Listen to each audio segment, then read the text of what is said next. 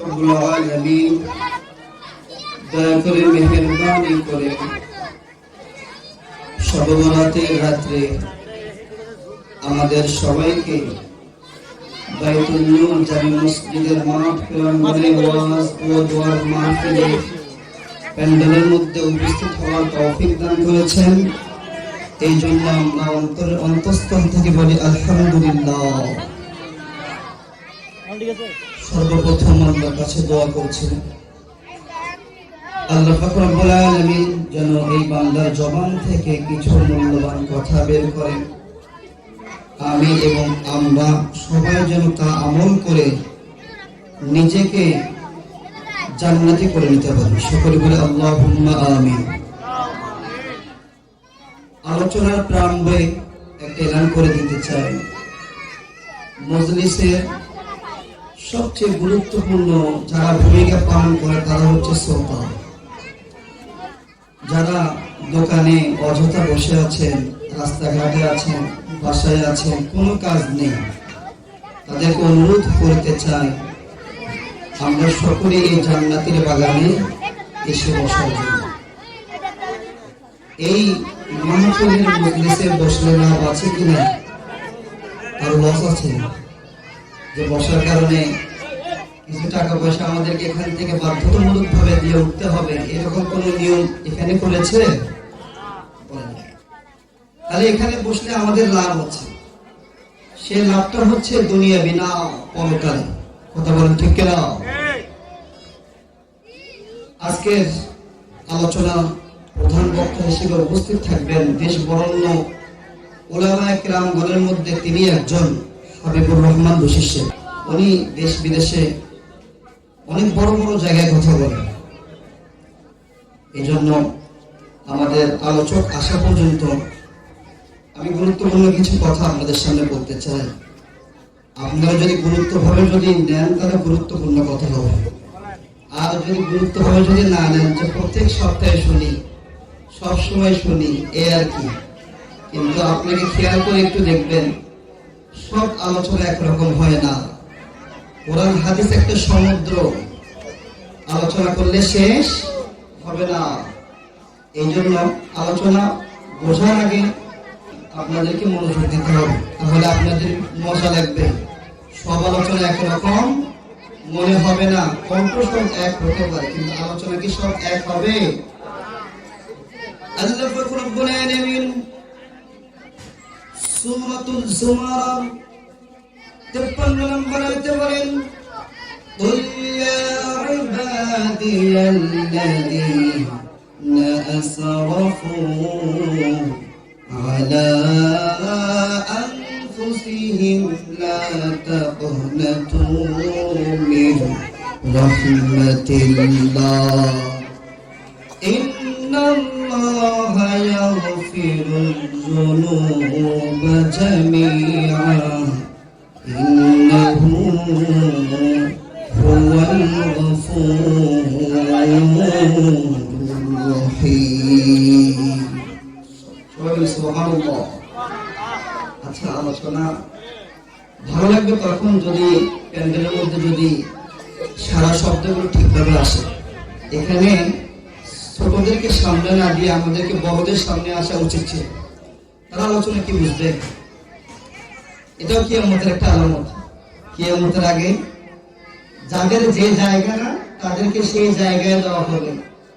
এখন ছোটদেরকে এখানে তারা নিজে ইচ্ছে যদি বসেও, আমাদের উচিত ছিল তাদেরকে পেছনে দেওয়া, ঠিক না? কেননা তাদের বিশৃঙ্খলা করবে। এখন এই নিয়মটা পালন করা যায় না। ছোটদেরকে একটু পেছনে দেন, আমাদের একটু বড় সামনে চলে আসেন। ওরা সৃষ্টিগত ভাবে এরকম দুষ্টামি করবে, এই জন্য একটা শৃঙ্খলা থাকবে। এখন কথা বন্ধ করেন, আমাকে একটু কথা বলতে দেন, যেহেতু আপনাদের সামনে আমাকে বসিয়েছেন, কিছু কথা বলার সুযোগ করে দিতে হবে কি হবে না? কেননা আমি আমার এলাকাকে যেমন ভাবে বুঝবো, বাইরের একজন আলোচক আসে তেমন বুঝবে। আমি বুঝতে পারবো এখানে কোন জিনিসটা লাগবে, কিছুটা আন্দাজ করা যাবে। এটা আমার পক্ষে সম্ভব, কারণ আমি সর্ব অবস্থায় এখানে থাকি। আমি খেয়াল করবো অল্প সময়ের মধ্যে কিছু কথা, গুরুত্বপূর্ণ কথা বলার জন্য। এখন আপনারা যদি এরকম চিল্লে করেন, বিশৃঙ্খলা করেন, আমার সময় করেন, কিন্তু কোনো সমস্যা নেই। আমি আমার এলাকাকে সবসময় ভালো বলতে হবে কি হবে না? নুন খেলে নুন গাইতে হবে। বাইরের একজন আলোচক এসে যদি এরকম অবস্থা দেখে, আমাদের সকলের মান সম্মান থাকবে? উনি বাইরে গিয়ে বলবে যে অমুক জায়গায় গেছি না, আওয়াজ বন্ধ করতে পারিনি, আমি কি ওয়াজ করবো, শ্রোতায় আমাকে ওয়াজ শুনিয়েছে, কথা বলেন ঠিক না? এই জন্য আমরা একটু শৃঙ্খলার মধ্যে আসি, কিছু কথা হবে গুরুত্বপূর্ণ। আল্লাহ তাআলা আমাদেরকে কথাগুলো বোঝার তৌফিক দান করুন। কথাগুলো বোঝার আগে মন মানসিকতা, কোরআন হাদিসের দিকে খেয়াল করার তৌফিক দান করুন। তাহলে আপনাদের সামনে পবিত্র কালামুল্লাহ থেকে সূরাতুজ জুমার 53 নম্বর আয়াত তেলাওয়াত করেছি। আল্লাহ পাক রব্বুল আলামিন এই আয়াতে বলতে যাচ্ছেন, قل يا عبادي الذين أسرفوا على أنفسهم لا تقنطوا من رحمة الله إن الله يغفر الذنوب جميعا إنه هو الغفور الرحيم الله أكبر কত সুন্দর কথা! এইরকম কথা কোন গ্রন্থের মধ্যে খুঁজে পাবেন না। একমাত্র যদি আপনাদেরকে যদি খুঁজে পেতে হয় তাহলে মহান পবিত্র কোরআনকে খুঁজতে হবে। আল্লাহ তাআলা কত সুন্দরভাবে বলছে, কে আছো তোমরা নিজেদের উপর জুলুম করেছো, তোমরা নৈরাশ হয়ে না, অপরাধ করেছো, নিজের উপর আস্থা হারিয়ে ফেলিও না, তোমরা আমার দরবারে তওবা করো, আমি তোমাদেরকে মাফ করে দেব, কেননা আমি রহমানুর রহিম, গফুরুর রহিম। আল্লাহু আকবার। দুনিয়াতে কোনো মানুষ যদি অপরাধ করেন, পৃথিবীর আইন তাকে খুঁজে তাকে শাস্তি দেওয়ার জন্য, কিন্তু আল্লাহ পাক রব্বুল আলামিন অপরাধীদেরকে খোঁজে মাফ করে দেওয়ার জন্য। এই জন্য আমাদেরকে বুঝতে হবে মাপ চাওয়ার কিছু পদ্ধতি আছে। পৃথিবীর যেমন আজকে আমাদের গুরুত্বপূর্ণ সময়, আজকে রাতটা, কেননা প্রত্যেক দিন এভাবে মাহফিল হয় না, হয় কি? এই জন্য আজকে রাতটা আর অন্য রাতের মধ্যে কম বেশ আছে। এই জন্য আজকে রাতটা আমাদেরকে বুঝতে হবে এবং গুরুত্ব দিতে হবে। আমরা যদি আজকে রাতটা যদি গুরুত্ব দেই তাহলে এই রাতটা আমাদের কাছে মূল্যায়ন হবে, এই রাতটা দ্বারা আমরা কিছু ফায়দা পাবো। আর অন্য রাতের মতো যদি মনে করি এশার নামাজ পড়েছি, খানা খেয়ে ঘুম যাব, তাহলে কোরআন হাদিসের কথা এখানে যা হবে আমরা কিছু কি জানতে পারবো? ঠিক তেমনই হবে। এক বছরের মধ্যে 365 দিন আছে, এই 365 দিনের মধ্যে রাত আছে কি নাই? দিন তো 365টা হয়, রাত্র 365টা আছে কি নাই? এই 365টা রাত্রের মধ্যে আল্লাহ পাক রব্বুল আলামিনের কাছে 4টি রাত সবচেয়ে গুরুত্বপূর্ণ। আমাদেরকে এই 4টি রাতকে সম্মান দিতে হবে, কেননা আল্লাহ পাক রব্বুল আলামিন যদি নিজে সম্মান দেয় আমাদেরকে সম্মান দিতে হবে কি হবে না? আল্লাহ পাক রব্বুল আলামিন সম্মান দিয়েছে, এই জন্য আমাদেরকে সম্মান দিতে হবে। পৃথিবীর সমস্ত মানুষ যদি শবে বরাত একটা নতুন করে আবিষ্কার করতে চায়, আমরা কেউ কি মানব? কোরআন হাদিসের মধ্যে যদি এইরকম রাতের যদি গ্রহণযোগ্যতা যদি না থাকে আমরা কেউ মানব না। কিন্তু আজকে রাতের কথা হাদিসের মধ্যে স্পষ্ট ভাবে আসছে, বলি সুবহানাল্লাহ।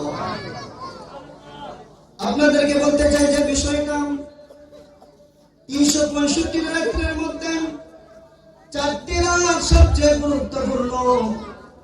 1 নম্বর হলো শবে কদরের রাত, 2 নম্বর হলো শবে বরাতের রাত, 3 নম্বর হলো জুমার রাত, 4 নম্বর হলো 2 ঈদের রাত।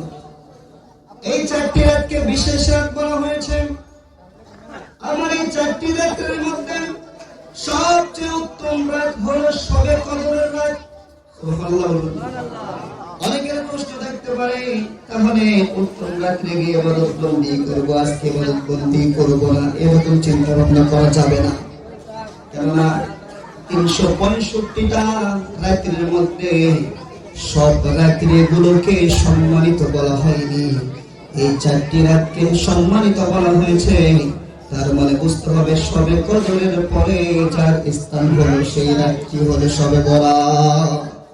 সুবহানাল্লাহ বলুন না।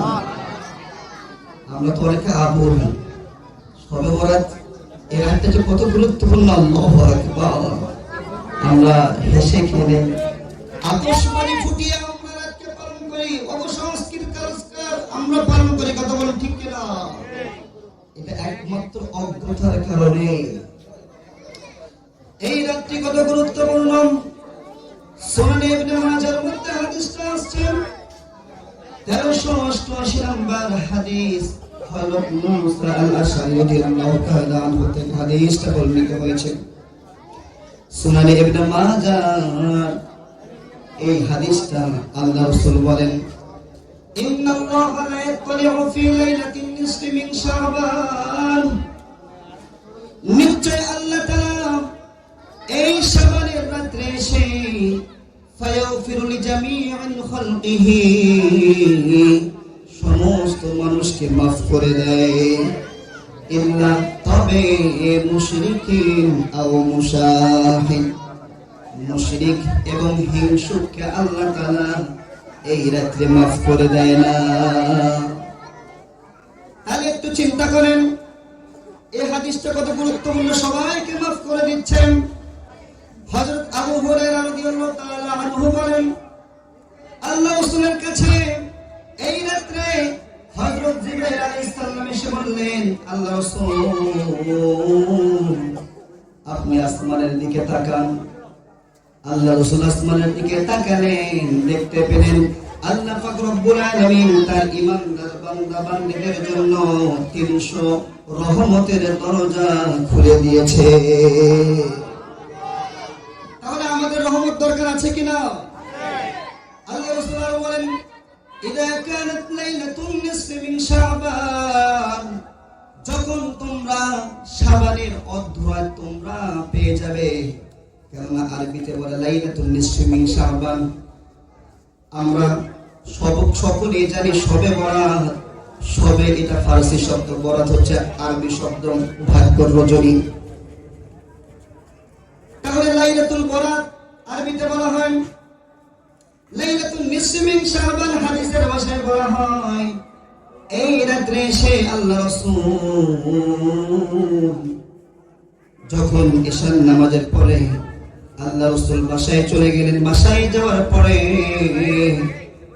তার স্ত্রী হযরত আয়েশা রাদিয়াল্লাহু তাআলা আনহার সাথে খোশ গল্প না করে ঘর থেকে বের হয়ে বাইতুল বাকি কবরস্থানে গিয়ে আল্লাহ রাসূল কবর জিয়ারত করতে লাগলেন। আয়েশা রাদিয়াল্লাহু তাআলা আনহাকে বললেন, আল্লাহ রাসূল, আয়েশা তুমি কি জানো এই রাতটি কত গুরুত্বপূর্ণ?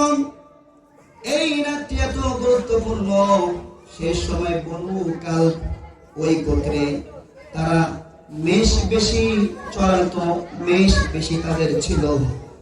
এই বনু কালব দিয়ে আল্লাহ রাসূলের পক্ষ থেকে হাদিসটা বর্ণিত হয়েছে, ইন্নাল্লাহা তাআলা লিআকতারি মিন আদাদি শাহরি ওয়া নামি কালব, আল্লাহ রাসূল বলেন কালবের গোত্রের যত মেষ আছে এই পশম পরিমাণ আল্লাহ পাক রব্বুল আলামিন আজ রাতে জাহান্নামীদেরকে maaf করে দেবে।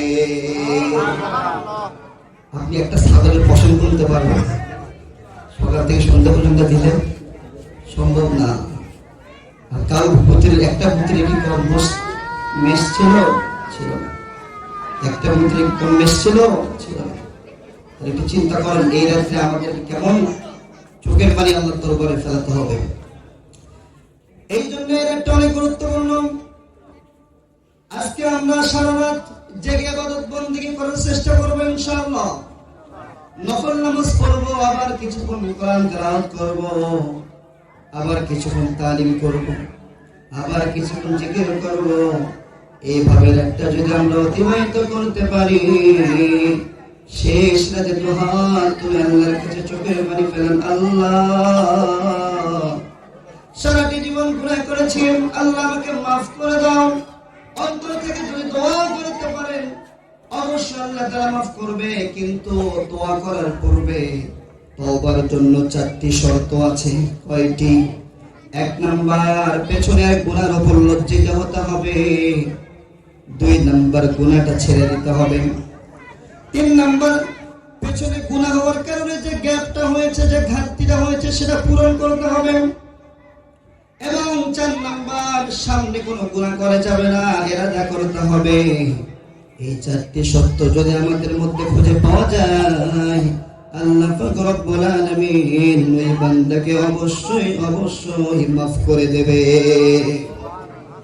আল্লাহ পাক রব্বুল আলামিন সূরাতুন নূরে 31 নম্বর আয়াতে আল্লাহ তাআলা বলেন, ওয়াতুবু ইলাল্লাহি জামিআন আইয়ুহাল মুমিনুনা লাআল্লাকুম তুফলিহুন। আল্লাহু আকবার। ওয়াতুবু ইলাল্লাহ, আল্লাহ নিজে বলছেন তোমরা তওবা করো আমার কাছে। জামিআন আইয়ুহাল মুমিনুনা লাআল্লাকুম তুফলিহুন, তোমরা সকলে আমার কাছে তওবা করো। এখানে সকলের বিষয় যখন নিয়ে আসছে, তার মানে আমরা বুঝতে পারলাম আল্লাহ আগে থেকেই জানে আমরা গুনাহ করব। ওয়াতুবু ইলাল্লাহি জামিআন আইয়ুহাল মুমিনুনা লাআল্লাকুম তুফলিহুন, তওবা করলে আমাদের লাভ কি হবে? আমাদের লাভ কি হবে? লাভ ছাড়া আমরা কোন কাজ করব না, এটা ইসলাম। ওয়াতুবু ইলাল্লাহি জামিআন আইয়ুহাল মুমিনুনা লাআল্লাকুম তুফলিহুন, তওবা করলে আল্লাহ পাক রব্বুল আলামিন আপনাকে সফলতা দান করবে, আপনি সফল হয়ে যাবেন।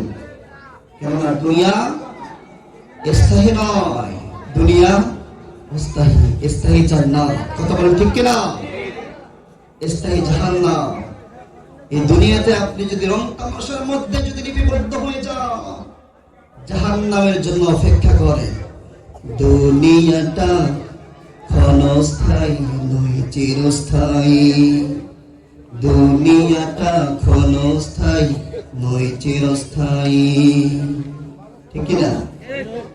আসল ঠিকানা জান্নাত, আসল ঠিকানা জাহান্নাম। এই জন্য আমাদেরকে বেশি বেশি ইবাদত বন্দেগী করতে হবে। তার গুরুত্বপূর্ণ যে বিষয়টা আজকে রাত্রে আমাদেরকে সর্বপ্রথম তওবা করতে হবে। কি করতে হবে? সূরাতুত তাহরিমে আল্লাহ তাআলা বলেন, ইয়া আইয়ুহাল্লাযীনা আমানু তুবু ইলাল্লাহি তাওবাতান নাসুহা। আল্লাহু আকবার। তাওবাতুন নাসুহা, যেটা তওবা অন্তর থেকে করা হয়, এই তওবার নাম হচ্ছে কি? তাওবাতুন নাসুহা, মানে সামনে থেকে আর কোনো গুনাহ করব না। যে 4টা শর্ত বললাম, অন্তর থেকে তওবা করাকে তাওবাতুন নাসুহা বলে। আমরা তো চিটিং তওবা করি, সকালে তওবা করেছি কিন্তু বিকেলে ওই গুনার কাজের মধ্যে আবার লিপ্ত হচ্ছে, কথা বলেন ঠিক কিনা? এরকম তওবা করেছিল ফেরাউন। ফেরাউন যখন নীল নদীর পানির মধ্যে ডুবছিল, সেই সময় সে বলছিল, আন্নাহু লা ইলাহা ইল্লা আনতা ওয়া আনা বানু ইসরাঈল ওয়া আনা মিনাল মুসলিমিন। আল্লাহ পাক রব্বুল আলামিনকে ডেকে বলছিল, আল্লাহ বনি ইসরাঈল যে তোমার উপর ঈমান এনেছে, আমি তোমার উপর ঈমান আনলাম। আল্লাহ বলছে না, তোমার তওবা গ্রহণ করা হবে না। কেননা তুমি যে সময় তওবা করেছো তোমার মৃত্যুর আলামত প্রকাশ পেয়েছে, তোমার সুনিশ্চিত মৃত্যু হবে, এই সময় তওবা করলে হবে না। তাহলে তওবার জন্য কিছু শর্ত আছে কি নাই? মৃত্যুর সময় দেখবেন অনেক মানুষ মুখে কালিমা আসে না, তাকে তাকে যদি আপনি কালিমা পড়তে বলেন সে পড়তে পারে না, একমাত্র কারণ হচ্ছে তার মৃত্যুর আলামত প্রকাশ পেয়েছে, তওবা করলে তওবা কবুল হবে না। এই জন্য তওবার জন্য শর্ত হচ্ছে যখন আপনার গুনাহ করার শক্তি আছে, যখন আপনি সুস্থ আছেন, যখন আপনি গুনাহ করার শক্তি আছে, আপনি নিজে প্রতি আপনি জুলুম করেছেন, আপনার মধ্যে অনুশোচন আসছে আমি গুনাহগার, তখন যদি তওবা করেন আল্লাহ পাক রব্বুল আলামিন অবশ্যই আপনাকে মাফ করবে। এজন্য তওবা করতে হবে। আজকের রাতে কি করতে হবে? তওবা। আমরা সকলেই গুনাহগার, এর মধ্যে কোনো সন্দেহ আছে? তওবা করতে হবে চোখের পানি ফেলে, কেননা তওবা ছাড়া আপনার কবিরা গুনাহ মাফ হবে না। সগীরা গুনাহ অনেক ভালো কাজের কারণে মাফ হয়ে যায়, কিন্তু কবিরা গুনাহ তওবার কারণে মাফ হয়। হযরত আবু হুরায়রা রাদিয়াল্লাহু তাআলা আনহু থেকে হাদিসটা বর্ণিত হয়েছে, সবে বলাতে আল্লাহ রাসূল আসমানের দিকে তাকিয়ে আছেন, সেই সময় আসমানের দরজাগুলো খুলে গেল, রহমতের দরজাগুলো আল্লাহ তাআলা খুলে দিল। সেই সময় আল্লাহ রাসূলকে জানিয়ে দেওয়া হলো, আল্লাহ রাসূল আপনার ওই সমস্ত উম্মতদেরকে জানিয়ে দেন যারা জাদু করেছে, যারা গণনা করেছে, যারা পিতা মাতাকে কষ্ট দিয়েছে, যারা হারাম খেয়েছে, যারা প্রতিবেশীকে কষ্ট দিয়েছে, যারা আত্মীয়-স্বজন সম্পর্ক ছিন্ন করেছে, যারা গীবত করেছে, যারা চগলখড়ি করেছে, যারা সুদ খেয়েছে, এই বড় বড় কবিরা গুনাহগুলো যারা করেছে, আজকে রাতে তাদেরকে তওবা করতে বলেন, আমি তাদেরকে মাফ করে দেব। আরে দোয়া কারণে, তওবার কারণে কবিরা গুনাহ আল্লাহ তাআলা মাফ করে দাও। আবকু ফাইল্লাম তাবকু ফাতাবাকুম, যখন আমরা দোয়া করব চেষ্টা করব চোখের পানি ফেলানোর জন্য। চোখের পানি যদি না আসে তাহলে কান্নার ভান করে আল্লাহর কাছে দোয়া করব। এই কান্নার ভান করে আল্লাহর কাছে যদি দোয়া করতে পারেন আল্লাহ তাআলা অবশ্যই কবুল করবে। কেমন এটা আপনার বাহাদুরির জায়গা নয় যে আপনি দোয়া করেছেন আল্লাহকে কবুল করতেই হবে। আপনার কাছে কোনো ভিক্ষুক এসে যদি বলে এই 5 টাকা দিন, আপনি দিবেন? ওই যে কিরে ডাকাতি করতে আসছে না, দেখেন এই কথা বলবেন না? না বললে কমসে কম তাকে দিবেন না। তাহলে ভিক্ষুকের নম্রতা কারণে, সে ছোট হওয়ার কারণে, তার ব্যবহারের কারণে অনেক সময় দেখবেন ভিক্ষুকরা চেয়ারের মধ্যে অনেক একটা কষ্ট চলে আসে, তখন আপনার খারাপ লাগে দেখি আপনি তোমার টাকা দেন। বা সন্তান যখন কান্না করে অবশ্যই তো মা দুধ দেয়, কিন্তু যখন কান্নার ভান করে তারপরে দুধ দেয় কি দেয় না? দুধ দেয়, কান্নার ভান করেছে।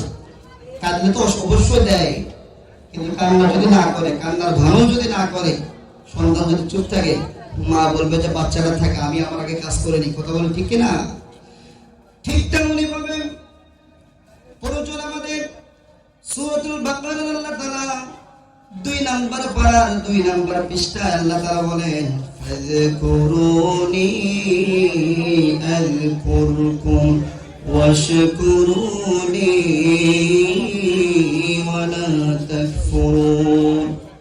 সর্বপ্রথম বলছে ফাযকুরুনি, তোমরা আমাকে স্মরণ করো, আযকুরকুম, আমিও তোমাদেরকে স্মরণ করব।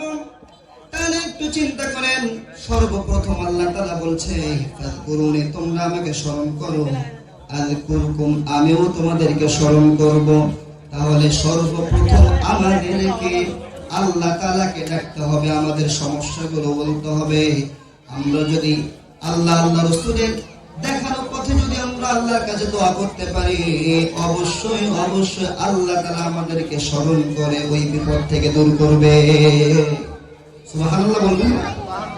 সুবহানাল্লাহ বাড়িতে গিয়ে বলি, বাড়িতে সবার কাছে বেশি তো দূরে নয়। সুবহানাল্লাহ, আলহামদুলিল্লাহ, আল্লাহকে একটু বলিয়েন।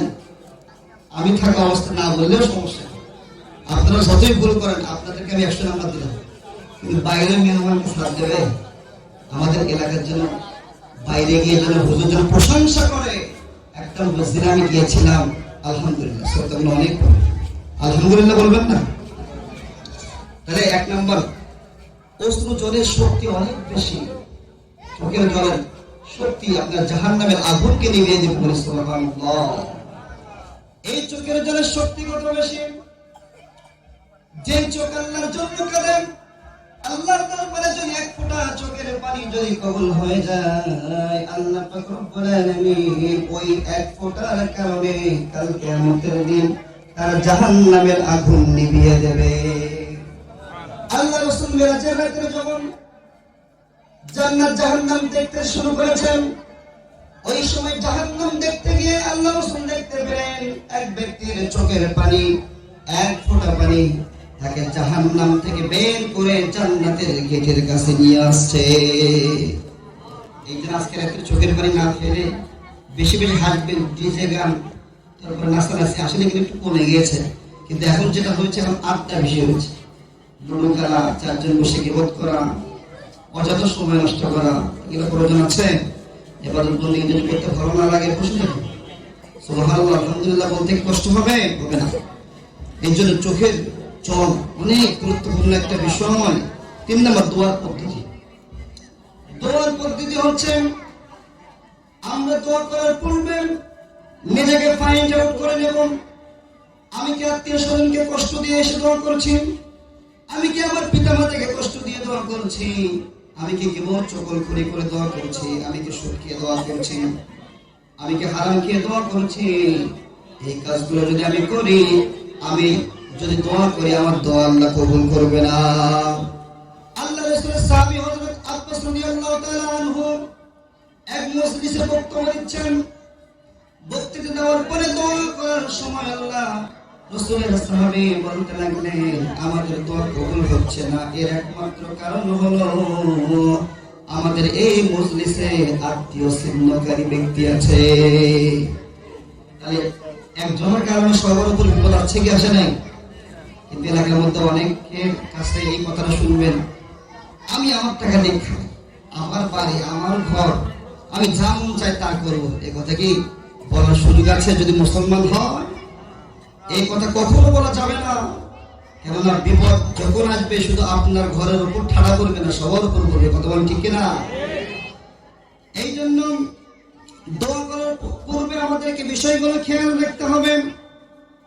আল্লাহ রাসূল বলেন, ইন্নী আস্তাহি আন উগাযিবা শাইবাতান ফিল ইসলামি ওয়া ইন্নী শাইবাতান ফিল ইসলাম। সাদা চুলওয়ালা ব্যক্তিরা দোয়া করে না, আল্লাহ তাআলা বলেন তাদের দোয়াগুলো ফেরত দিতে আমার লজ্জাবোধ হয়।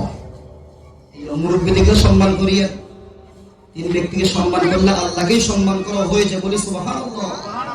তার মধ্যে একজন মুরব্বিদেরকে সম্মান করতে হবে। আমাদের সম্মান তো উঠে গিয়েছে। নিজের সন্তান পিতা মাতার সামনে তার মন গড়া চলে, কোনো সম্মান নেই। অন্য কথা পরে বলবো। এই জন্য মুরব্বিদেরকে সম্মান করতে হবে কি হবে না? শুধু মুরব্বি নয়, আপনার একদিনেরও যদি কেউ যদি বড় হয়, সিনিয়রদেরকে সম্মান করতে কে বলেছে? আল্লাহ রাসূলের সুন্নাত আপনি পালন করেন যেহেতু মুসলমান। আর ছোটদেরকে স্নেহ করা, এটা আল্লাহ রাসূলের সুন্নাত কি সুন্নাত নয়? এই জন্য বড়দেরকে সম্মান করো, ছোটদেরকে ভালোবাসো, এটা আল্লাহ রাসূলের সুন্নাত। এই জন্য বিষয়গুলো মাথায় রাখতে হবে। বেশি বেশি দোয়া করবেন। আর দোয়া মুখুল ইবাদা, দোয়া হচ্ছে ইবাদতের মগজ। বেশি বেশি দোয়া করবেন। সর্ব অবস্থায় পড়েন আস্তাগফিরুল্লাহ। আস্তাগফিরুল্লাহ এটা দোয়া নয়, অবশ্যই দোয়া। অনেকে মনে করতে পারেন হুজুর কি বলছেন, আস্তাগফিরুল্লাহ মানে কি? হে আল্লাহ আমাকে মাফ করো, অর্থ কি? হে আল্লাহ আমাকে, আপনি আরবি দিয়ে বলছেন নাকি? আস্তাগফিরুল্লাহ রাব্বি মিন কুল্লি যানবিন ওয়া আতুবু ইলাইহি লা হাওলা ওয়ালা কুওয়াতা ইল্লা বিল্লাহিল আলিয়্যিল আযীম। ইন্না রাব্বাকুম হাইয়্যুন কারীম ইস্তাহয়ী মিন ইবাদিহি ইযা রাফা'a ইয়াদাইহি আন ইয়ারুদ্দাহুমা সিফরা। আল্লাহ তাআলা চিরঞ্জীব, আল্লাহ তাআলা সর্বশক্তিমান। কেউ যদি আল্লাহর কাছে দোয়া করে, তার দোয়ার যদি সিস্টেম যদি ঠিক থাকে, তাহলে আল্লাহ তাআলা প্রত্যেকটা হাতকে আল্লাহ দরবার থেকে ফিরিয়ে দিতে আল্লাহ লজ্জাবোধ করে। এই জন্য দোয়া করতে হবে। দোয়া করার আগে আমাদেরকে একটা বিষয় খেয়াল রাখতে হবে, যে দোয়া করার পূর্বে ওসিলা অর্থাৎ ওসিলা খোঁজা। ওসিলা বলতে কি বাবার জন্য আল্লাহ কবুল করে নেন, বিষয়টা এরকম। ওসিলা মানে হচ্ছে জিকির আজকাল। আপনি জিকির করেছেন লা ইলাহা ইল্লাল্লাহ, লা ইলাহা ইল্লাল্লাহ, আল্লাহ আল্লাহ আল্লাহ আল্লাহ, লা ইলাহা ইল্লাল্লাহ মুহাম্মাদুর রাসূলুল্লাহ। এই জিকির করে আপনি দোয়া করেন। চারকুল পড়েন, সূরা কাফিরুন, সূরা ইখলাস, সূরা ফালাক, সূরা নাস, দরুদ শরীফ পড়েন। এগুলোর নাম হচ্ছে ওসিলা। জিকির আজকার করেন, কোরআন তেলাওয়াত করেন, 2 রাকাত নফল নামাজ পড়ে দুহাত করে আল্লাহর দরবারে তোলেন, আল্লাহ আমি গুনাহগার, আল্লাহ আমাকে মাফ করো। ওসিলা মানে বুঝতে পেরেছেন তো ইনশাআল্লাহ। এই ওসিলাগুলো করে আপনি দোয়া করবেন। তো আমি তো সারাদিন দোয়া করি, কাজ তো হয় না। আপনার দোয়ার পদ্ধতি তো ঠিক নেই। ঠিক তেমনই ভাবে ওসিলা ছাড়াও আপনার দোয়াটা স্বয়ং সম্পূর্ণ নয়। আজকে রাতটা হচ্ছে শবে বরাত। আমরা মনে করি ইবাদত বন্দেগীর মৌসুম, ইবাদত বন্দেগীর মৌসুম না, আসলে তো মৌসুম, কিন্তু কাদের জন্য? চিটিং মুসল্লিদের জন্য নয়। পাঁচ ওয়াক্ত নামাজ যারা ঠিকভাবে পড়েছে, যারা আল্লাহ তাআলার ফরজকৃত ইবাদত বন্দেগী ঠিকভাবে করেছে, তাদের জন্য এই রাতগুলো গুরুত্বপূর্ণ এবং ভাগ্য রজনী। কথা বল ঠিক কিনা? আজকে রাতে কিছু মুসল্লি আছেন যে মুসল্লিগুলো শবে বরাত, শবে কদর ঘরের মধ্যে যায় নামাজ নিয়ে মসজিদে চলে যায়। আরে ভাই, আমার কথায় মন খারাপ করিয়েন না। আজকের মুসল্লিগুলো হলো ওই দিনের মতো যাদের মাকে বাবাকে খাবার না দিয়ে খাবার আপনি অন্য মানুষের জন্য নিয়ে যাচ্ছেন, ওই রকম মানুষের মতো হবে। যারা 5 ওয়াক্ত নামাজ পড়ে, আল্লাহ তাআলা ফরজকৃত ইবাদত বন্দেগী ঠিকভাবে পালন করেন, তাদের জন্য আজকে রাতে ভাগ্য রজনী রাত হিসেবে আল্লাহ রাসূল বলেছে। কেননা বোনাস হিসেবে আজকে রাতে আল্লাহ তাআলা দেবেন। কথা বলেন ঠিক কিনা? আর আজকে রাতে তারা ইবাদত বন্দেগী করে মজা পাবে যারা 5 ওয়াক্ত নামাজ আল্লাহ তাআলার ফরজগুলো ঠিকভাবে পালন করেছে। কথা বলেন ঠিক কিনা? যারা 5 ওয়াক্ত নামাজ পড়েন না, আমি তাদেরকে ইনভাইট করছি না, কিন্তু আমাদের মুসলমানের পরিচয় এটাই থাকবে যে আমরা তো 5 ওয়াক্ত নামাজ আল্লাহ তাআলা ফরজকৃত ইবাদত বন্দেগী করবই, এবং এই রাতগুলো তখন আমাদের জন্য সুবর্ণ সুযোগ হয়ে যাবে। কথা বলেন ঠিক কিনা? আগে মেইন ঠিক রাখতে হবে না? মেইন ঠিক রাখতে হবে। মেইন যদি আমরা ঠিক রাখতে পারি, তাহলে এটা আমাদের জন্য বোনাস হবে। এই রাতগুলো যেহেতু আমাদের একটু সময় থাকে বেশি, কেননা আজকে এবং কালকে অনেকের অফিস বন্ধ, অনেকের সুযোগ আছে, 1 দিন 2 দিন সুযোগ আছে কি না? আজকে রাতে যেহেতু জেগে থাকা, এটাও একটা ইবাদত, ঠিক না? এটা সুন্নাত না একটা? জেগে থেকে মোবাইল টিপবেন, লুডো খেলবেন, আতশবাজি ফোটাবেন, সিনেমা নাটক দেখবেন। ভাই রে কি বলবো, আমাদের এলাকার কি সমস্যা, সিনেমা দেখে নাটক দেখে তার বলে গুনাহ হয় না। একটা দলে শিখেছে যে হুজুর এর থেকে মানুষ আর মিথ্যা কথা বলে, অনেক খারাপ কাজ করে, সেগুলোর কাছে তো এগুলো কিছুই না। আরে ভাই, আল্লাহ রাসূলের হাদিসের দিকে তাকা। আল্লাহ রাসূল তার স্ত্রীকে বলেছিল, হযরত আয়েশা রাদিয়াল্লাহু তাআলা আনহা, যে আয়েশা তুমি কবিরা গুনাহ তো করবে না, সগীরা গুনাহকে এত ভয় করো, কেননা সগীরা গুনাহর কারণেও ইচ্ছা করলে আল্লাহ তাআলা তোমাকে জাহান্নামে দিতে পারে। কথা বলেন ঠিক কিনা? এই জন্য মুমিন হলে গুনাহকে কেমন ভয় করতে হবে আপনাদেরকে বোঝাতে সহজ হবে। যেহেতু আশপাশে পাহাড় আছে কি নাই? আমাদের এলাকার মধ্যে শাইনুর মাইনুর কিছুদিন আগে দুনিয়া থেকে চলে গিয়েছে, পাহাড় পরে। কথা বলেন ঠিক কিনা? তাহলে পাহাড়ের নিচে যদি থাকেন, সেই সময় যদি বর্ষাকাল হয়, পাহাড় যদি ধসে পড়ার সম্ভাবনা থাকে, তাহলে আপনি ওখানে কি দাঁড়ায় থাকবেন? আপনার ভয় লাগবে কি লাগবে না? ঠিক তেমনই ভাবে একটা মানুষকে চিন্তা করতে হবে, আমি মুসলিম, আমি ইমানদার, গুনাহকে এমন ভয় করতে হবে, একটা গুনাহ আমাকে জাহান্নামে নিয়ে যেতে পারে। এই জন্য গুনাহকে ভয় করে ইবাদত বন্দেগীর মধ্যে লিপ্ত হতে হবে। কথা বলেন ঠিক কিনা? আর যারা বেঈমান, যারা ফাসিক, তারা গুনাহকে কেমন মনে করে জানেন? নাকের লাগায় যেমন মাছি উড়ে গেলে তার কোনো কিছু অনুভব হয় না, ঠিক তেমনি ভাবে একজন বেঈমান ফাসিক মুশরিক ব্যক্তিরও তেমন মনে হবে, গুনাহকে গুনাহ মনে হবে না। কিন্তু খেয়াল করতে হবে, তাসিরু ফিল আরদি ফানজুরু কাইফা কানা আকিবাতুল মুকাদ্দিবিন। তোমরা চিরে দেখতে পারবে দুনিয়ার মধ্যে যারা জুলুম করবে তাদের পতন অবশ্যই হবে। কথা বল ঠিক কি না? আমরা তার দৃষ্টান্ত দেখেছি, স্বৈরাচার পালিয়েছে না, বইয়ের মধ্যেও মানুষরা দিয়েছে, কত তার আগে পালিয়েছে এটাও দিয়েছে, আর সবার জানা আছে কিনা?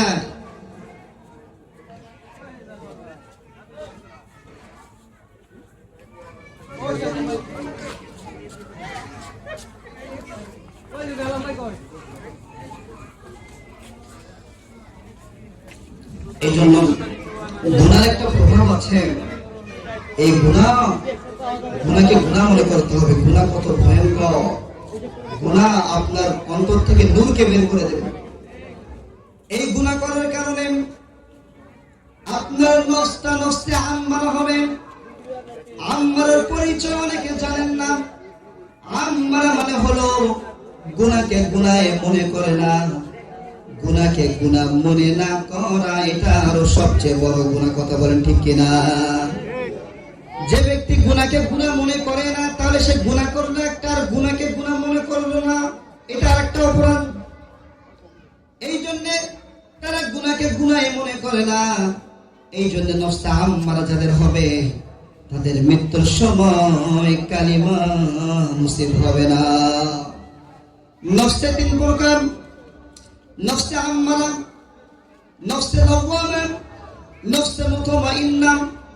আমাদের নফসগুলো নফসে লাওয়ামা, কেননা আমাদের নফসগুলো যদি নফসে লাওয়ামা যদি না হতো, তাহলে আজকে রাত্রে আমরা এদিক সেদিক আড্ডা মারতাম, এরকম জান্নাতের বাগানে আসতাম না। কথা বলেন ঠিক কিনা? আল্লাহ তাআলা বলেন, ওয়ালা উকসিমু বিন নাফসিল লাওয়ামা। এই নফসে লাওয়ামার পরিচয় আল্লাহ তাআলা দিয়েছেন যে নফস গুনাহ করার পরে অন্তরের মধ্যে অনুশোচনা সৃষ্টি হয়, আমি গুনাহটা করে ফেলেছি। আমাদের মধ্যে বলতে হবে, কেননা আমাদের নফসে মুতমাইন্নার লোক খুঁজে পাওয়া যায়, এরকম সন্দেহ আছে।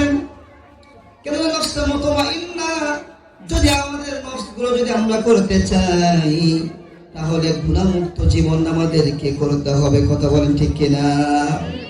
সূরাতুল ফাজরে আল্লাহ তাআলা বলেন, ইয়া আইয়াতুহান নাফসুল মুতমাইন্না ইরজি'i ইলা রাব্বিকি রাদিয়াতান মারদিয়াহ فادخلي في عبادي وادخلي جنتي। الله أكبر। নফস মুতমাইন্না যদি আমাদের হয়ে যায়, আল্লাহ পাক রব্বুল আলামিন কাল কিয়ামতের দিন অমুক তমুক বলে ডাকবে না, তোমার নফস ধরে ডাকবে মুতমাইন্না। নফসদেরকে ডেকে ডেকে বলবে, আইয়াতুহান নাফসুল মুতমাইন্না ইরজি'i, তুমি চলে আসো, ইলা রাব্বিকা রাদিয়াতান, আমি তোমার উপর সন্তুষ্ট আছি, মারদিয়া, তুমি আমার উপর সন্তুষ্ট আছো, আমিও তোমার উপর সন্তুষ্ট আছি। ফাদখুলি, তুমি প্রবেশ করো, ইবাদি, আমার নেককার বান্দাদের মধ্যে, ওয়াদখুলি জান্নাতি, এবং জান্নাতে প্রবেশ করো। তাহলে আমরা জান্নাতে যেতে চাই কি চাই না? আল্লাহর কাছে কি চাইবেন? জান্নাত। আল্লাহ দয়া করে মেহেরবানি করে জাহান্নাম থেকে আমাদেরকে হেফাজত করো। আল্লাহ তাআলা আমাদেরকে কি করো? জান্নাত দান করো। এখন এই কথাটা বলার আগে আমাদের নিজেদেরকে পরিবর্তন হতে হবে কি হবে না?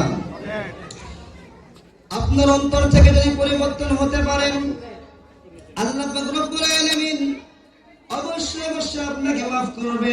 কিন্তু অন্তরে পরিকল্পনা করতে হবে, আমি আর কোনো জীবনে গুনাহ করব না।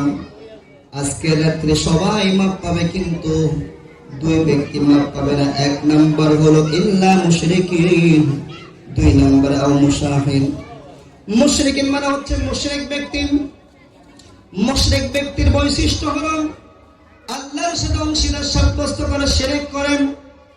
মুশরিক ব্যক্তির বৈশিষ্ট্য হলো এই দুনিয়াটাই সে মনে করে এই দুনিয়ায় আমার শেষ, পরকাল বলতে কিছুই নেই।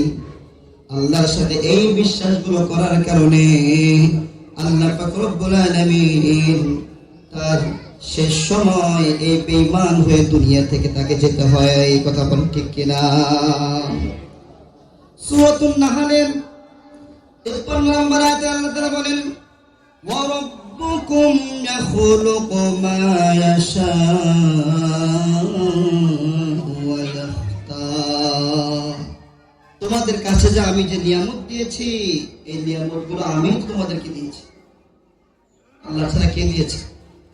আল্লাহ ছাড়া কেউ আছে? কিছু কিছু কাজ দেখলে বোঝা যায় না যে আল্লাহ একজন বলতে? আসমান দেখে আপনাদেরকে কি অনুভব হয় না? এই ফাসিরু ফিল আরদি ফানজুরু কাইফা কানা আকিবাতুল মুকাদ্দিমিন, এই আয়াতগুলো বাস্তবায়ন হচ্ছে না? যে স্বৈরাচার কোনোদিন স্থায়ীভাবে হয় না, স্বৈরাচার অবশ্যই পতন হবে, এই আয়াতগুলো বাস্তবায়ন হচ্ছে না? ফিলিস্তিনে যে যুদ্ধগুলো হয়েছিল, এই যুদ্ধগুলোর কথা কি কোরআনে 2 বছর আগে দিয়েছে না 1500 বছর আগে আল্লাহ তাআলা দিয়েছে?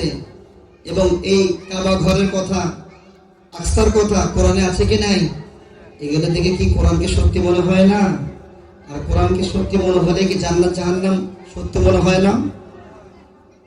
এগুলো যদি সবকিছু আমাদের মনে যদি হয়, তাহলে আমাদের চলাফেরাগুলো এমন কেন? আমাদের কথাবার্তাগুলো এমন কেন? আমরা শিরক কেন করি? আল্লাহ ছাড়া অন্য পীর বুজুর্গের কাছে কেন আমরা চাই? নাউজুবিল্লাহ, চট্টগ্রামে সমস্যাটা বেশি। পীরের কাছে বাচ্চা চাই। কার কাছে বাচ্চা চাই? বাচ্চা দেওয়ার মালিক কে?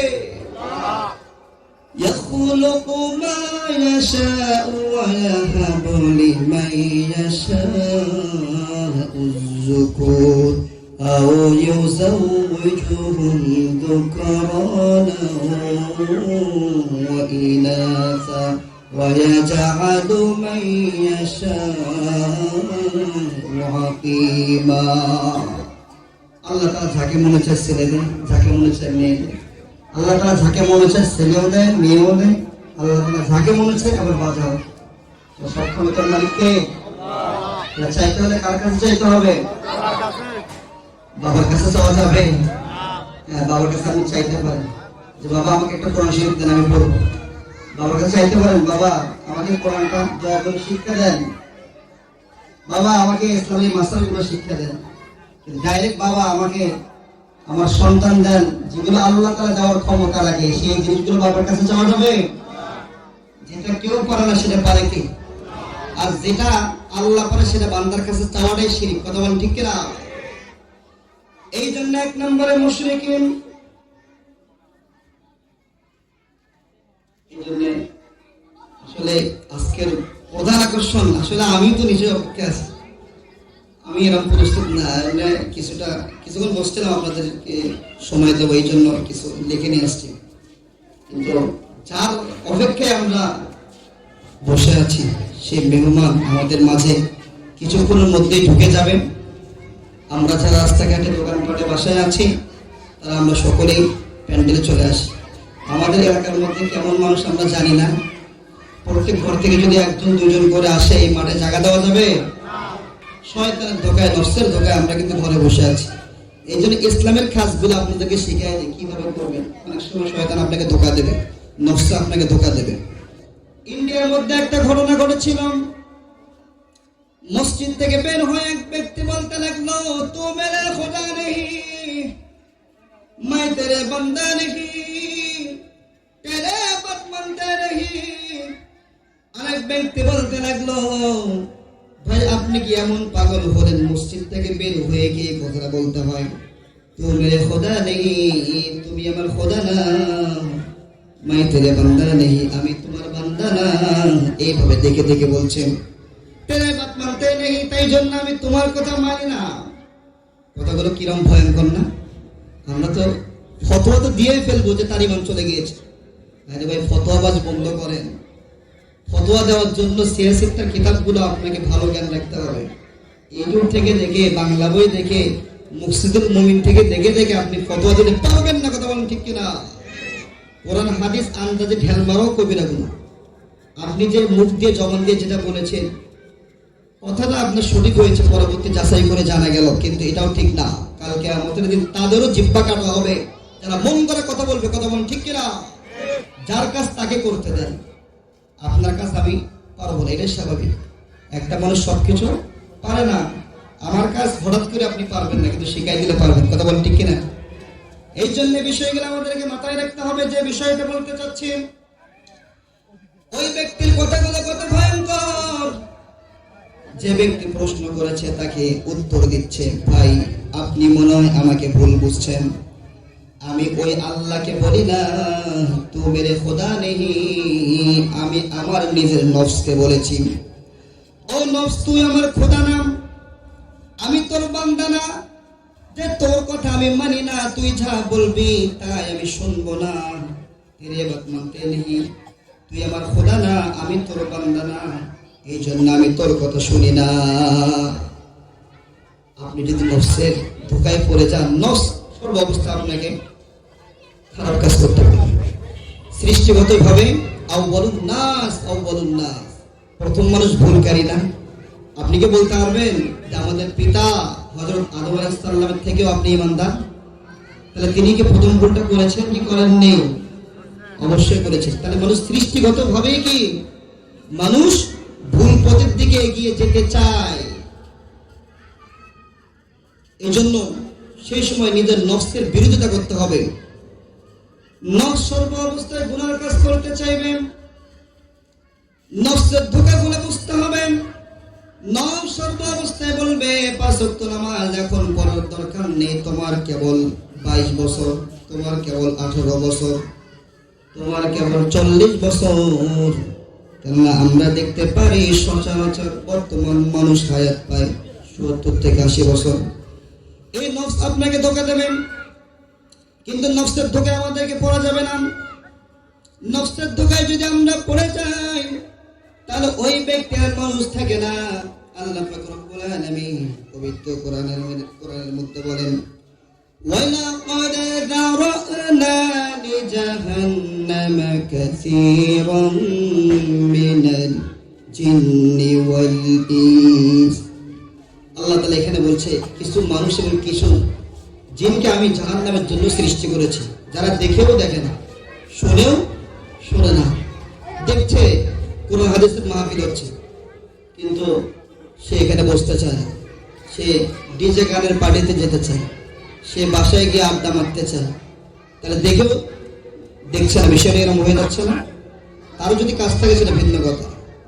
ভালো কাজে অবশ্যই অংশগ্রহণ করতে হবে। তাহলে দেখেও দেখবে না, শুনেও শুনবে না। আমাদের তো সকলের এই সমস্যাটা আছে। আল্লাহ পাক রব্বুল আলামিন কোরআনে কারীমের মধ্যে বলছে আমাদের মধ্যে এই সমস্যাটা বেশি, যে আমরা শুনেও না শোনার ভান করি। এই যে হুজুররা ওয়াজ করে, কোরআন হাদিসের কথা আমরা শুনি কি শুনি না, কিন্তু শুনে আমরা না শোনার ভান করি, মানি না। ওই শোনার কোনো দাম হলো? এই যে নফসের বিরুদ্ধে চলতে হবে। কি করতে হবে? নফসের বিরুদ্ধে চললে শুধু মুসলমান ফায়দা পায় বিষয়টা এরকম নয়। নফসের বিরুদ্ধে যদি কেউ চলে সে দুনিয়াতেও ফায়দা পাবে। তার দৃষ্টান্ত হলো এক বাদশা মাঝে মধ্যে অসুস্থ হয়ে পড়ত। তার মুরিদরা এই অবস্থা দেখে তাদের খারাপ লাগতো। যখন অসুস্থ হয়ে পড়ত তখন মুরিদরা অসহায় হয়ে যেত। সেই সময় এক হিন্দু লোক ছিল, রোগীর দিকে তাকালেই সেই ব্যক্তি সুস্থ হয়ে যেত। তখন মুরিদরা বাদশাকে বলতে লাগলো, বাদশা আপনি যখন অসুস্থ হয়ে পড়বেন আপনাকে নিয়ে ওই হিন্দুর কাছে চলে যাব, হিন্দুটা আপনার দিকে তাকালে আপনি সুস্থ হয়ে যাবেন। তখন বাদশা বলতে লাগলো, এটা যদি হয় অনেক মানুষ গোমরাহ হয়ে যাবে। বাদশা অনুমতি দিলেন না। কিন্তু বাদশা যখন বারবার বেশি অসুস্থ হয়ে পড়ছেন তখন মুরিদরা তার কষ্ট সহ্য করতে না পেরে বাদশাকে জিজ্ঞাসা না করে ওই হিন্দু লোকের কাছে নিয়ে চলে গেল। হিন্দু লোক দেখা মাত্রই বাদশা সুস্থ হয়ে গেল। বাদশা ছিল পরহেজগার দিনদার। সুস্থ হয়ে বাদশা বলতে লাগলো, তুমি আমার দিকে তাকানো মাত্রই আমি সুস্থ হয়ে গেলাম, এর কারণটা কি? আমাকে কারণটা খুলে বলতে হবে। সকলে বলে আলহামদুলিল্লাহ। আমাদের হুজুর এই মুহূর্তে আমাদের মাঝে চলে আসছে। আসলে হুজুর আশা পর্যন্ত আমার হায়াত আছে, তার সময় পার হয়েছে। আমার এতক্ষণ আমি প্ল্যান ছিল না। কথাটা শেষ করে দেই যে ওই বাদশা সুস্থ হওয়ার পরে ওই ব্যক্তি বলতে লাগলো, তুমি কেমন? আমার দিকে তাকানো মাত্র আমি সুস্থ হয়ে গেলাম, এর কারণটা কি? কেননা উনি তো সাধারণ ব্যক্তি না। তখন ওই হিন্দু ব্যক্তি বলতে লাগলো, এটা গোপন কথা, এটা বলা যাবে না, কিন্তু বাদশার সামনে বলতে হবে কি হবে না?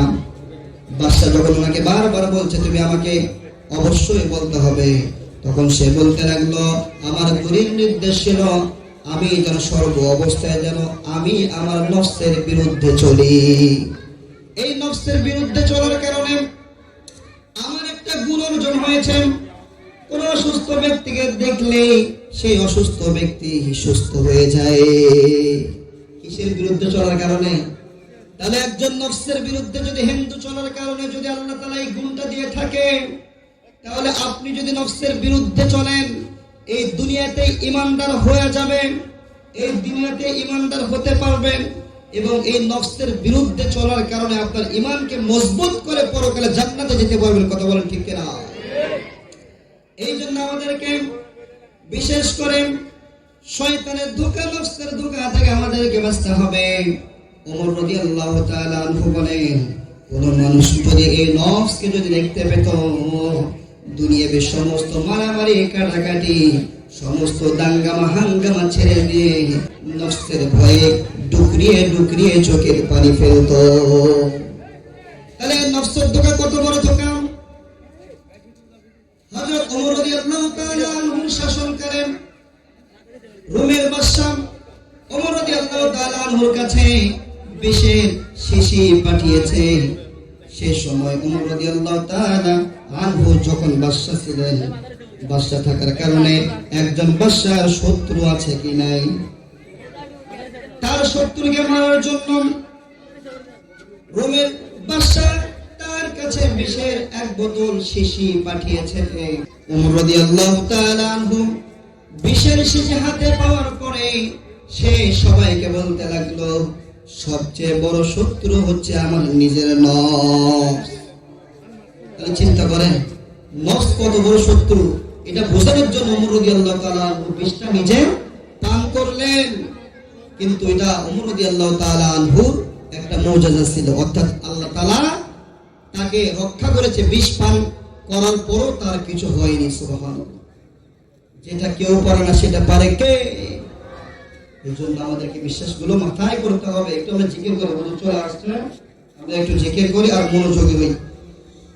মুখে তাসবিহ নিয়ে, আমার সাথে একটু বলতে হবে, মুখে তাসবিহ নিয়ে সম্মুখে চলো, আল্লাহ আল্লাহ আল্লাহ বলো, মুমিন আল্লাহ আল্লাহ আল্লাহ বলো।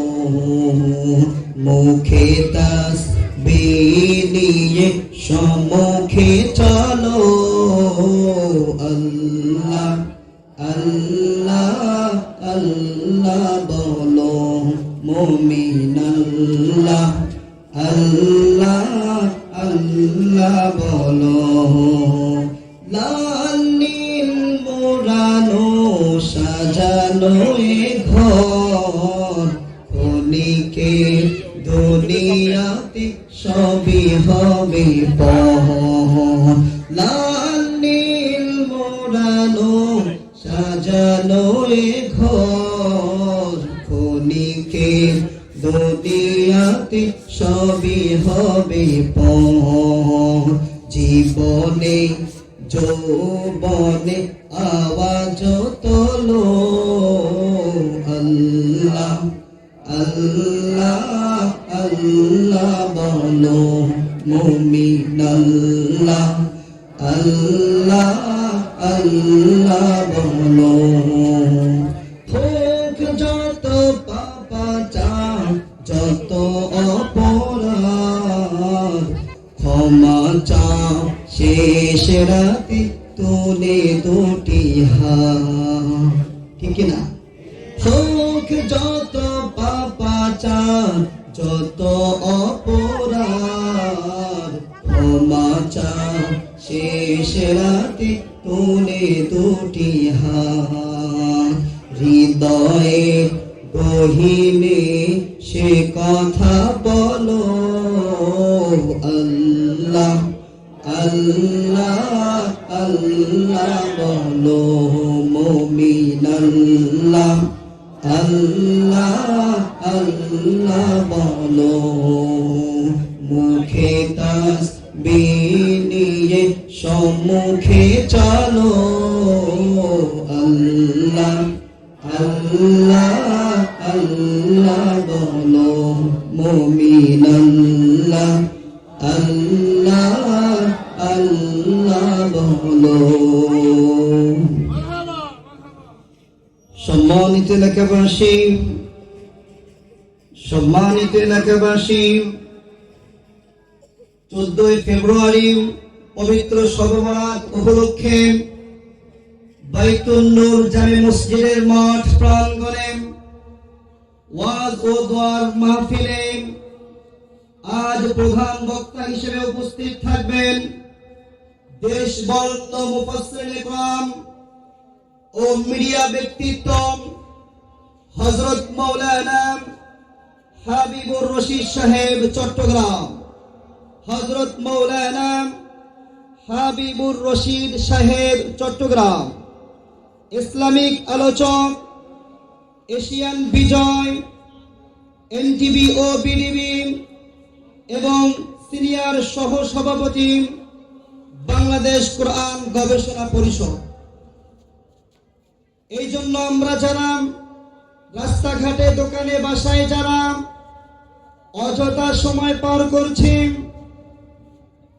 মসজিদের কমিটির পক্ষ থেকে অত্র এলাকার যুব সমাজের পক্ষ থেকে অত্র এলাকার উন্নয়ন কমিটির পক্ষ থেকে এলাকাবাসীর পক্ষ থেকে অনুরোধ জানাচ্ছি ইসলামের স্বার্থে কোরআনের স্বার্থে আমরা সকলেই এই মসজিদের মাঠে উপস্থিত হওয়ার জন্য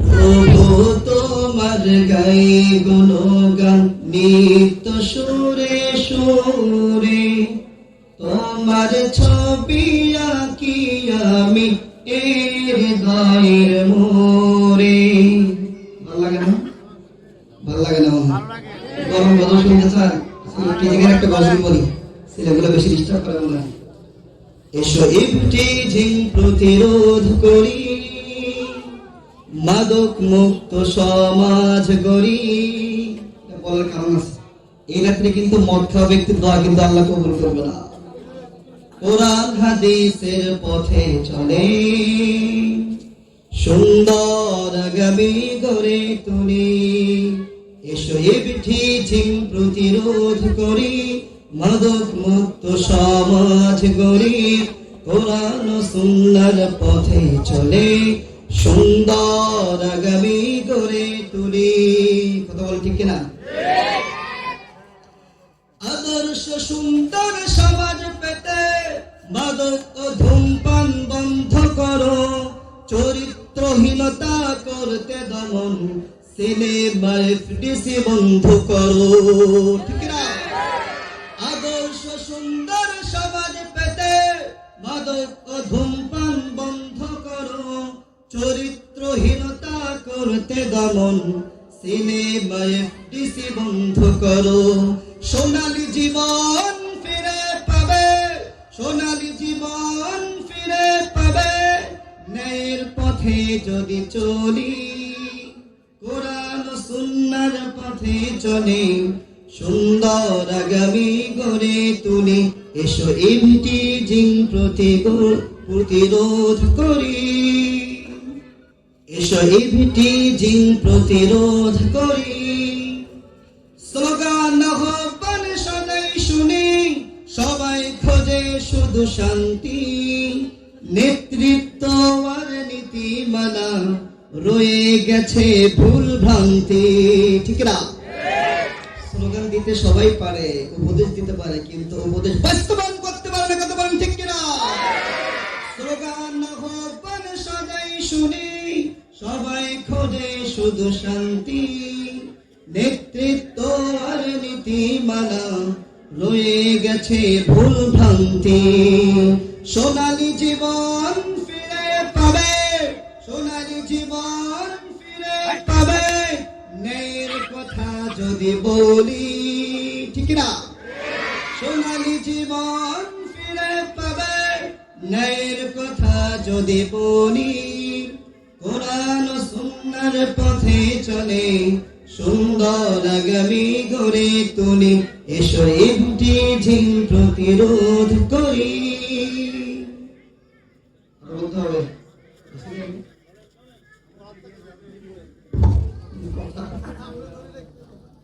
বলতে হবে, সমস্যা নেই।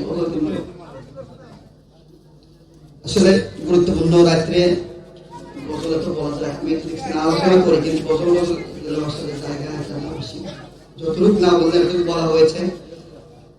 আচ্ছা, গুরুত্বপূর্ণ বিষয় যেটা হচ্ছে, হুজুর আসবেন, আসার পরে আমাদের যে মেসেজটা আমাদের কাছে বেশি গুরুত্বপূর্ণ, সেই মেসেজটা হচ্ছে হুজুর যা কিছু আলোচনা করবে আমরা যেন মাথার মধ্যে নিয়ে এই বাসায় যেতে পারি।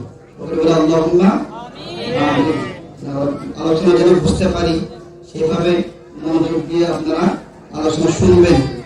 তোমার শরণে রাসূল ভাবি আমি হইবে কোন, তোমার দিদার পাবো কবে, তোমার দিদার পাবো কবে, ভাবি আমি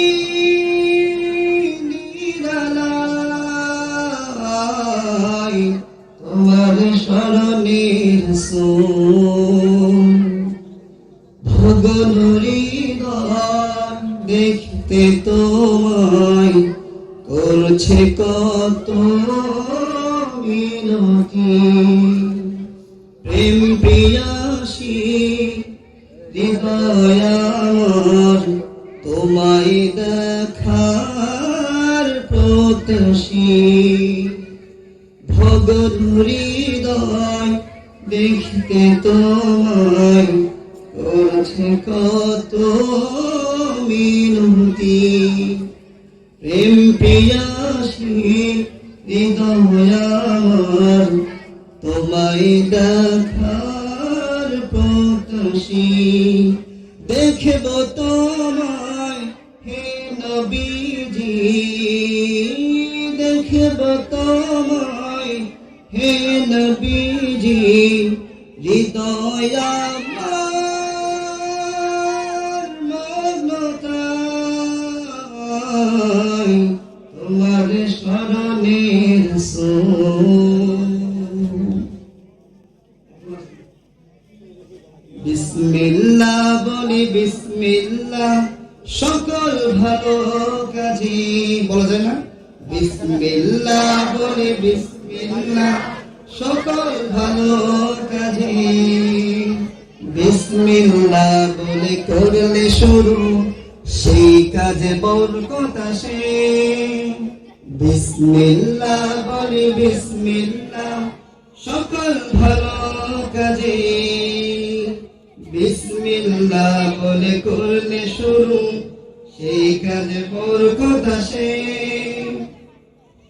মুমিনের কাজ হলো সবে বাধা, মুমিনের চলা হবে সিরাতের পথ। ঠিক কি না?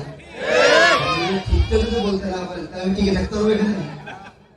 মুমিনের কাজ হলো সবে বাধা, মুমিনের চলা হবে সিরাতের পথ। এই অন্তরে অন্তরে হৃদয়ের প্রান্তরে সেই নামটি বলি আল্লাহ। সকলে বলি বিসমিল্লাহ, বলি বিসমিল্লাহ সকল ভালো কাজে, বিসমিল্লাহ বলে করলে শুরু সেই কাজে বরকত আসে। বিসমিল্লাহ বলি বিসমিল্লাহ সকল ভালো কাজে, বিসমিল্লাহ বলে করলে শুরু সেই কাজে বরকত আসে। সকলে বলে আল্লাহু আকবার।